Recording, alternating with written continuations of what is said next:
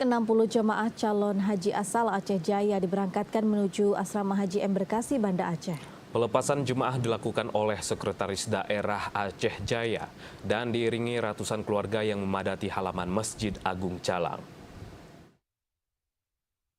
Suasana haru menyelimuti halaman Masjid Agung Calang saat puluhan jemaah calon haji asal Aceh Jaya dilepas menuju Asrama Haji Embarkasi Aceh sebelum bertolak ke Tanah Suci. Ratusan keluarga dan masyarakat dari berbagai desa memadati lokasi pelepasan untuk mengantar keberangkatan para jemaah. Tangis haru keluarga pecah saat para jemaah mulai menaiki kendaraan menuju Banda Aceh. Pada musim haji tahun ini, sebanyak 60 jemaah asal Aceh Jaya tergabung dalam kloter 9, 10, 13, dan 14 embarkasi Aceh.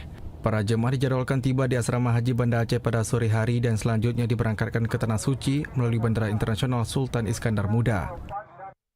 Sekretaris Daerah Aceh Jaya Masri menyampaikan seluruh jemaah dalam kondisi sehat dan siap menjalankan ibadah haji.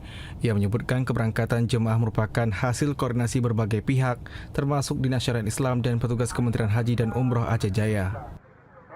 Keberangkatan jemaah haji dilakukan di setiap kecamatan. Kita menjemput jemaah haji di kecamatan setempat sampai estafet ke Banda Aceh.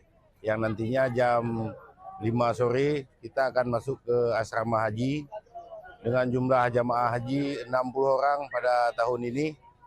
Alhamdulillah dalam kondisi sehat dan harapan kami juga semoga perjalanan ini diberkahi oleh Allah, diberikan keselamatan sehingga sampai di tujuan dengan keadaan baik dan selamat. Keberangkatan jemaah calon haji asal Aceh Jaya menjadi momen penuh haru bagi keluarga yang mengantar. Doa dan lambaian tangan mewarnai pelepasan rombongan menuju Banda Aceh. Dari Aceh Jaya, Musliadi, TV Raja melaporkan.